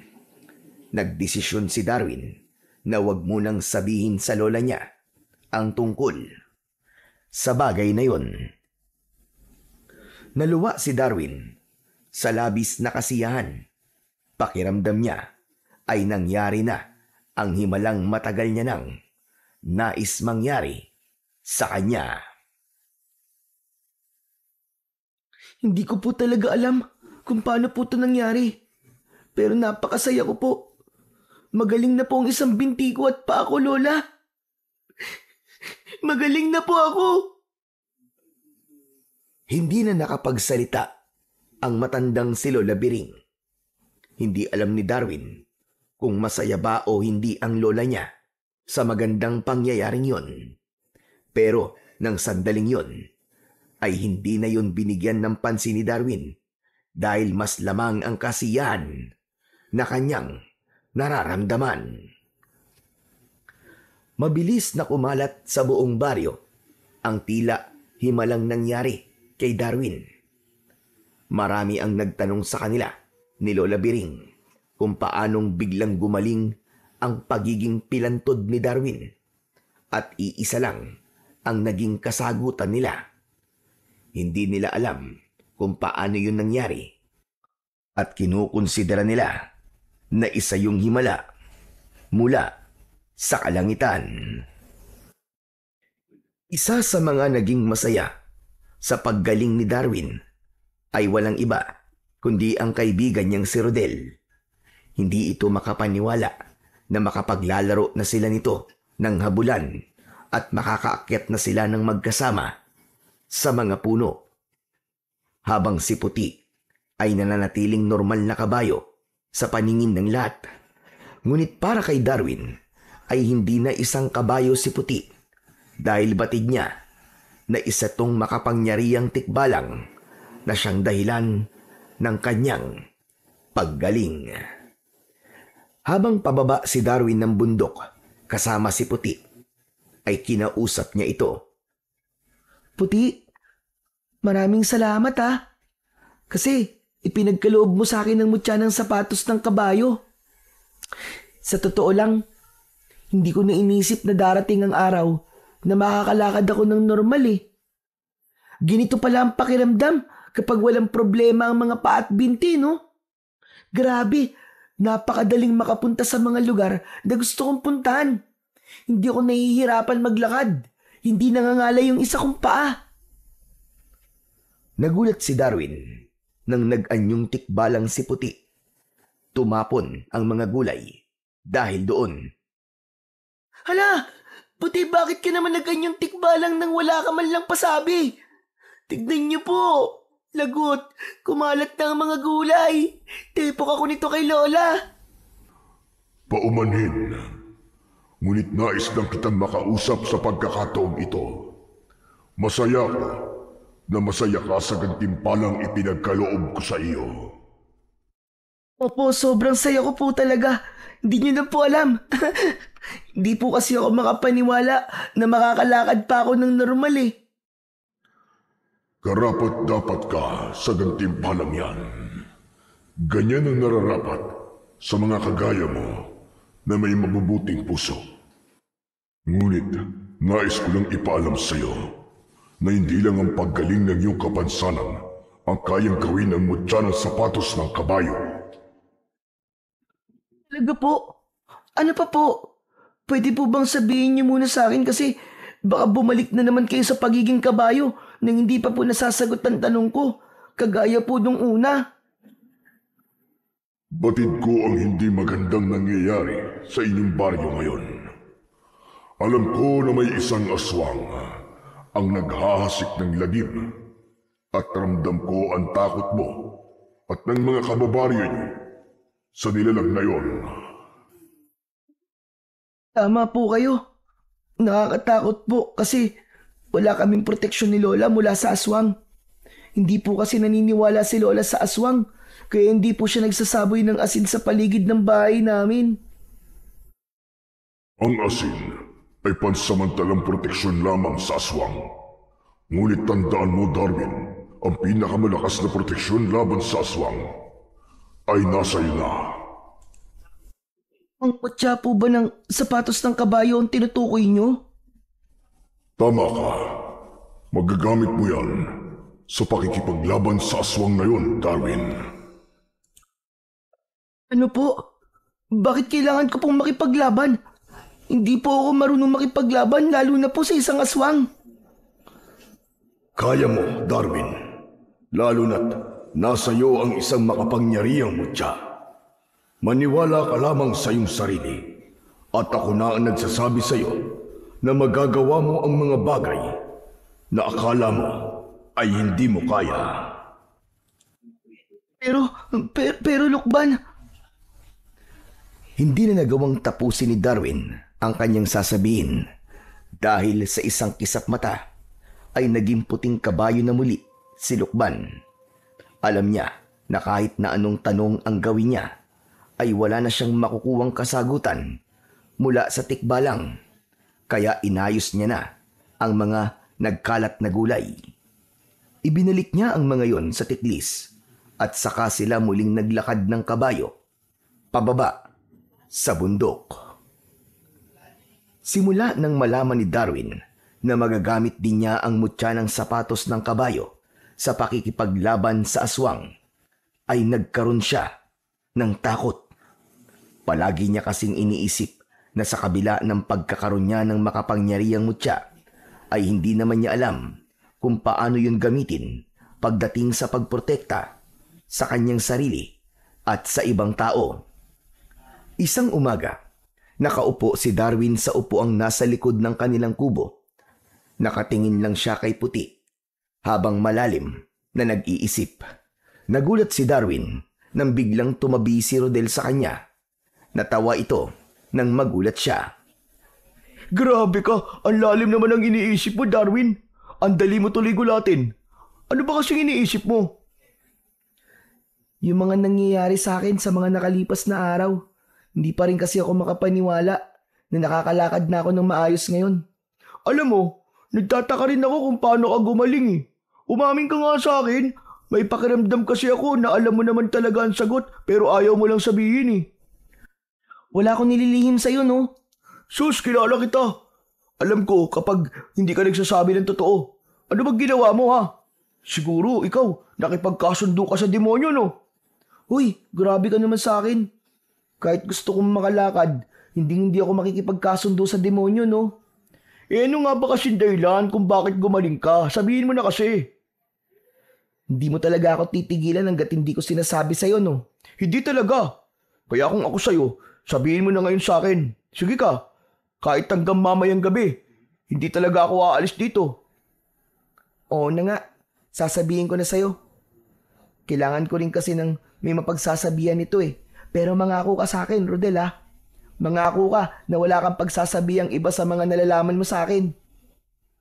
Oo, sige, pangako. Wala akong pagsasabihan na kahit na sino. Kahit kay nanay at tatay, hindi ko sasabihin. Sige, sasabihin ko na sa'yo.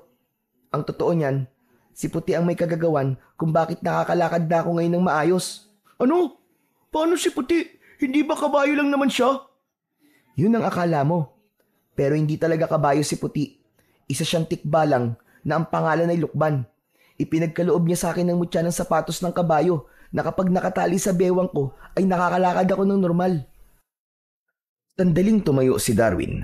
Itinaas niya ang kanyang damit upang ipakita rito ang mutya ng sapatos ng kabayo na nakatali sa bewang niya.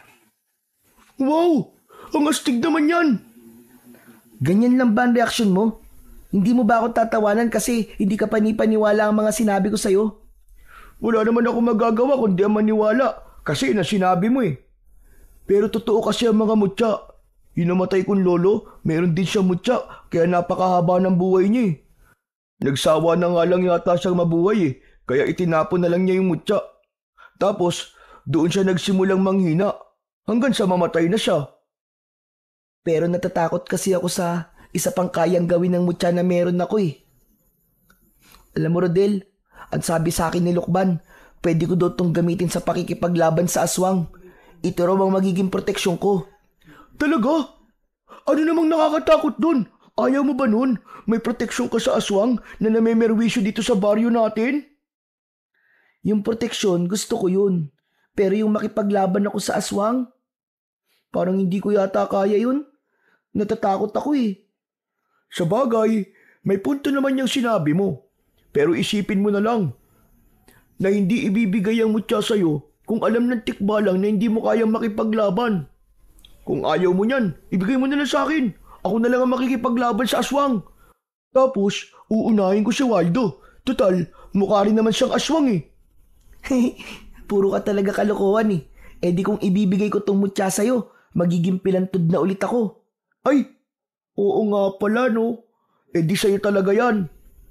Saka, magdasal ka na lang na hindi kayo atakihin ng lola mo ng aswang. Nang sa ganun, hindi mo kailangan makipaglaban, di ba? Tama ka, Rodel. Sana nga ay hindi kami atakihin ng aswang. At sana ay umalis na ang mga aswang na yun dito sa baryo natin. Baka kasi kapag nagtagal pa siya rito, ay madagdagan pa ang magiging biktima niya eh. Kapwa tumahimik sina Darwin at Rodel habang nakatingin sila kay Puti na nakatali sa puno ng mangga. Inisip ni Darwin na kung sakali na kailangan niyang makipaglaban sa aswang, ay kaya ba niyang harapin yun? Nang sandaling yun, ay labis ang pagdududang nararamdaman niya para sa kanyang sariling kakayahan. Kinagabihan, habang mahimbing nang natutulog si Lola Biring, ay gising na gising pa rin ang batang si Darwin. Nang dahil sa kanyang pag-iisip, ay hindi siya dinadalaw ng antok. Maya-maya pa ay napapitlag si Darwin nang may bumagsak na kung ano sa kanilang bubong. Biglang nagising ang kanyang lola na si Lola Biring. Jesus Mariosep, ano ba bagay na yun? Ano yung maingay? Hindi ko po alam. Para pong may bumagsak po sa bubong natin, Lola Biring eh. Ako, Diyos ko po, baka magnanakaw na yun ah. Umanda siya sa akin. Hindi siya uubra kahit matanda na ako. Tatagpasin ko talaga ang leg niya. Sandali nga. Lola Biring, ano pong gagawin niyo? Ay ano pa ba? Lalabas ako at ipapakita ko sa magnanakaw na yon na malimbahay ang napili niyang pasukin.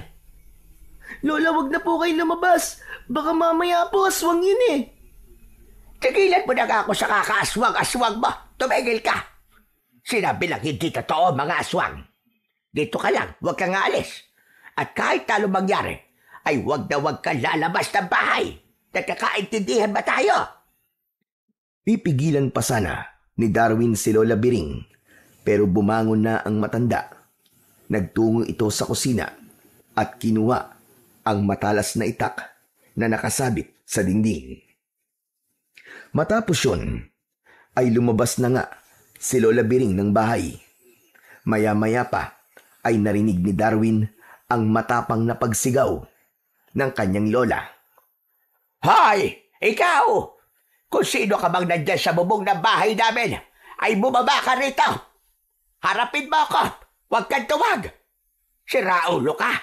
Tignan natin kung umubra ka sa itak ko! Madali ka! Bumaba ka dyan! At harapin mo ako! Hindi ako natatakot sa'yo! Bumaba ka dyan! Huwag kang duwag! Hindi nagtagal ay narinig ni Darwin ang malakas na sigaw ni Lola Biring. Ngunit sa pagkakataon na yon ay humihingi na yon ng saklolo. Aray ka! Bitiwan mo akong hayop ka!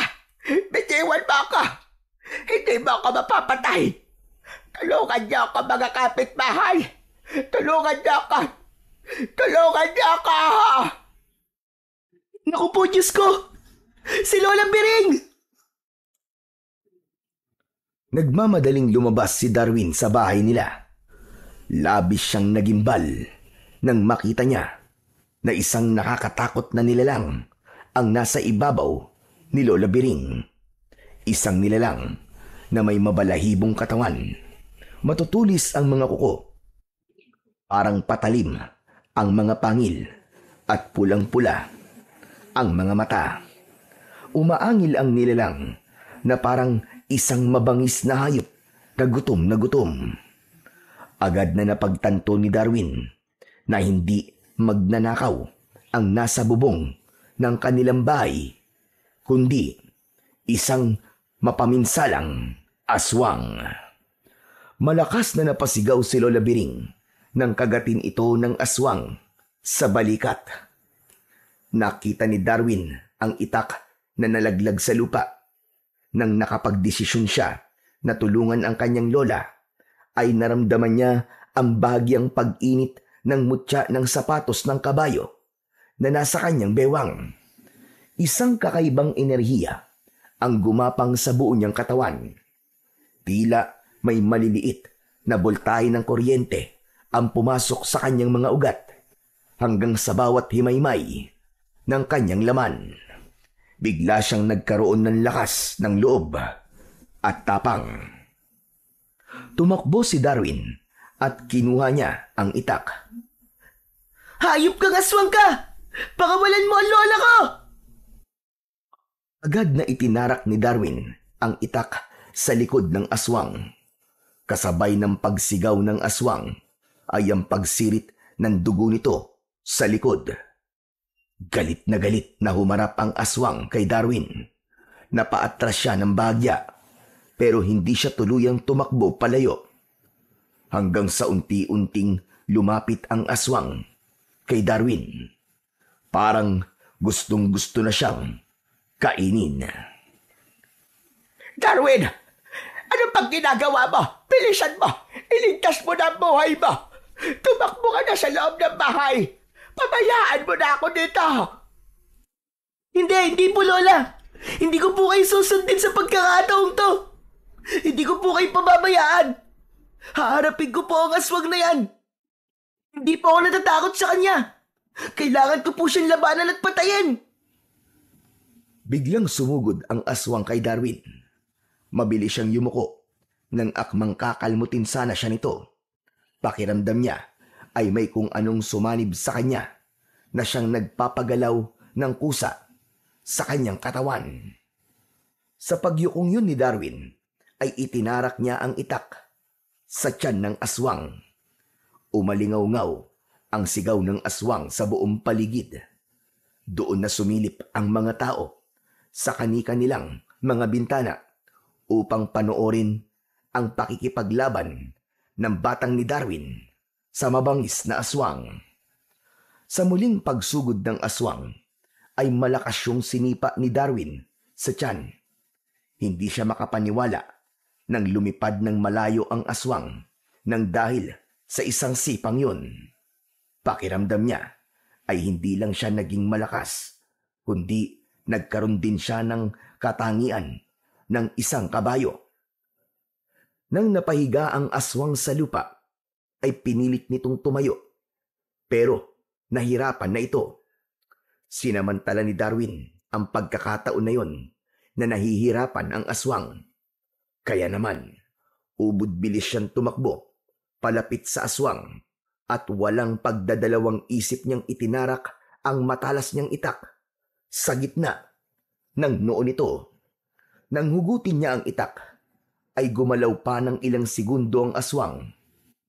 Kaya naman, mabilis niyang itinarak ang itak direkta sa puso nito, hanggang sa tuluyan na yung binawian ng buhay.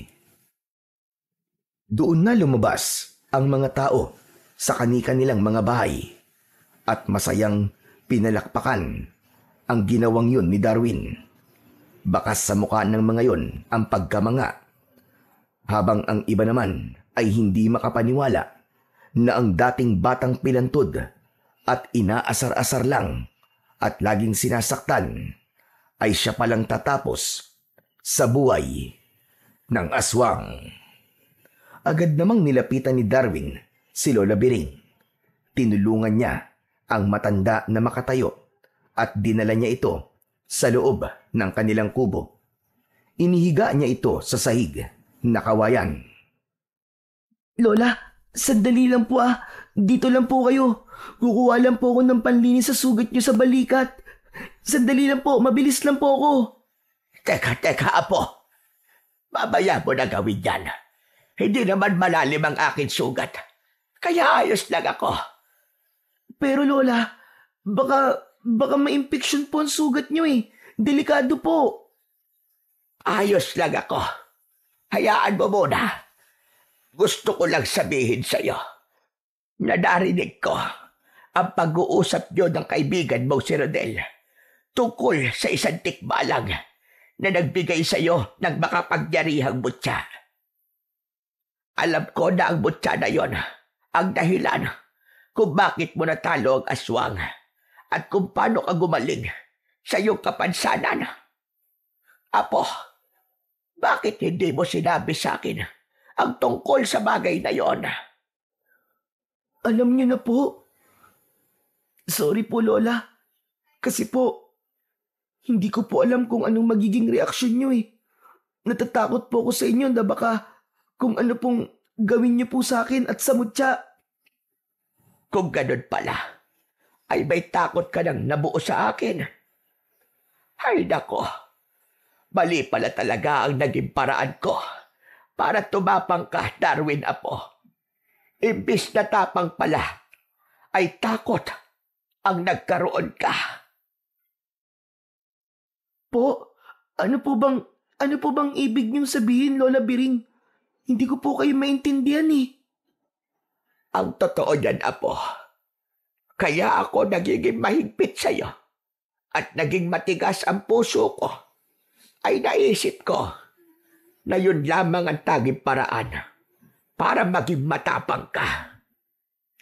Pinahirapan kita kasi naniniwala ko na kapag gano'n ang aking ginawa, ay maiisip mo na sadyang hindi madali ang buhay at wala kang magagawa kundi ang lumaban at protektahan ang sarili mo. Nagkamali ako. Patawarin mo ko, aking apo. Patawan kung huli na ng mapagtanto ko na mali ang paraan na aking ginawa para maging matapang ka sa pagharap sa napakalupit na realidad ng buhay. Pero maniwala ka, apo. Maganda ang aking intensyon. Ngunit hindi naging maganda ang aking pamamaraan para gawin kang matapang. Maniwala ka, apo. Patawarin mo ako. Pagkatapos ng revelasyong yun ni Lola Biring, hindi na napigilan pa ni Darwin ang pagtulo ng kanyang mga luha. Maigpit niyang niyakap ang kanyang lola. Hinaplos naman ni Lola Biring ang likod ng kanyang apo habang patuloy ito sa pag-iyak. Patawarin mo ko, Darwin, apo. Patawarin mo ko. Ako ang dapat nagbigay ng pagmamahal na nararapat mong tanggapin. Pero hindi ko ibinigay yun sa iyo.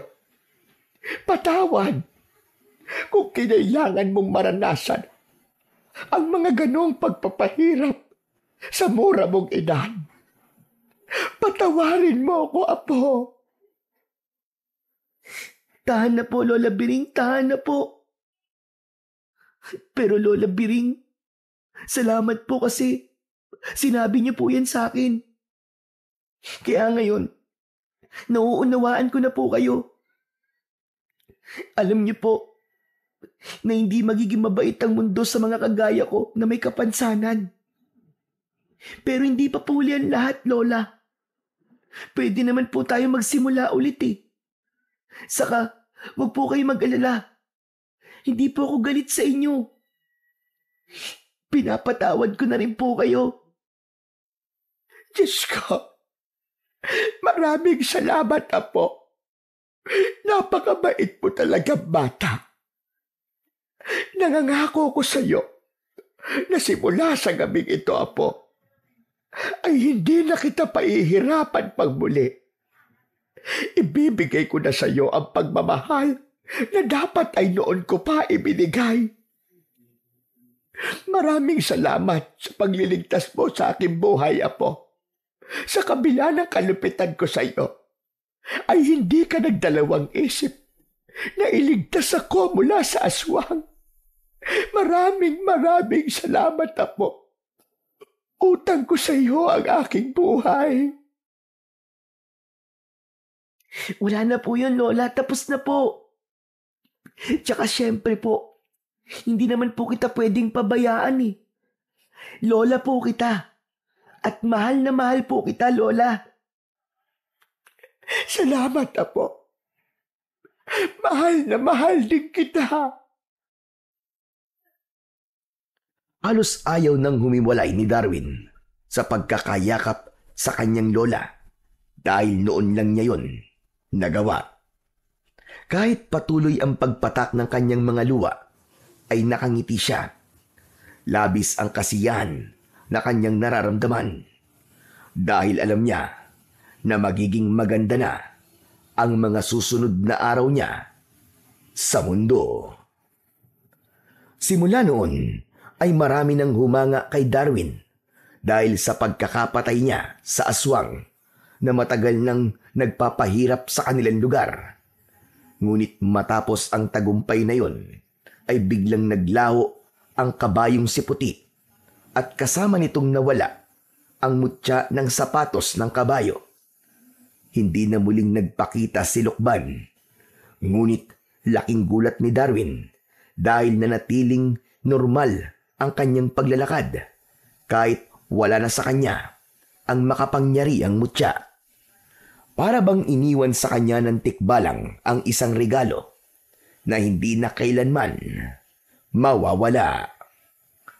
Upang hindi na mahirapan si Darwin, inilipat ni Lola Biring ang taniman ng gulay sa likod ng kanilang bahay at ibinenta nito ang lupa nila sa bundok. Bumalik na rin si Darwin sa pag-aaral at sa pagkakataon na yon ay wala na siyang ibang hihilingin pa. Habang buhay siyang nagpapasalamat kay Lukban dahil ito ang naging daan ng malaking pagbabago sa kanyang buhay at siyang dahilan kung bakit natutunan niyang tumayo sa sarili niyang mga paa.